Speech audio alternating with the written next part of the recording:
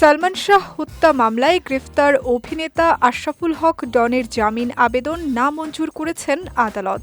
১২ August দুপুরে শুনানি শেষে ঢাকার মেট্রোপলিটন ম্যাজিস্ট্রেট মোহাম্মদ এহসানুল ইসলামের আদালত এ আদেশ দেন। আদালতে ডনের পক্ষে জামিনের শুনানি করেন আইনজীবী মোহাম্মদ তরিকুল ইসলাম জুয়েল। রাষ্ট্রপক্ষে জামিনের বিরোধিতা করেন মহানগর পাবলিক প্রসিকিউটর ওমর ফারুক ফারুকী। উভয় পক্ষের শুনানি শেষে আদালত তার জামিন আবেদন নামঞ্জুর করেন। এর আগে ৯ আগস্ট ভোরে হজরত শাহজালাল আন্তর্জাতিক বিমানবন্দর থেকে ডনকে গ্রেফতার করা হয়। সৌদি আরবে ওমরা পালনের উদ্দেশ্যে যাওয়ার সময় ইমিগ্রেশন থেকে তাকে আটক করা হয়। পরে সিআইডির মামলায় তদন্ত কর্মকর্তা পুলিশ পরিদর্শক আরিফুর রহমান তাকে আদালতে হাজির করে কারাগারে আটক রাখার আবেদন করেন।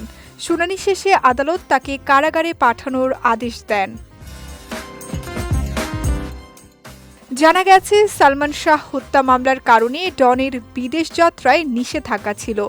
ইমিগ্রেশন থেকে বিষয়টি জানার পর সিআইডি তাকে হেফাজতে নেয়। জামিন আবেদনে ডনের আইনজীবী দাবি করেন, তিনি চলচ্চিত্র জগতের পরিচিত অভিনেতা এবং মামলার ঘটনা সম্পর্কে কিছুই জানেন না।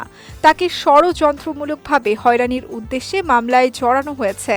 এজাহার ও গ্রেফতারি ফরওয়ার্ডিংয়ে তার বিরুদ্ধে সুনির্দিষ্ট কোনো অভিযোগ নেই বলেও আবেদনে উল্লেখ করা হয়।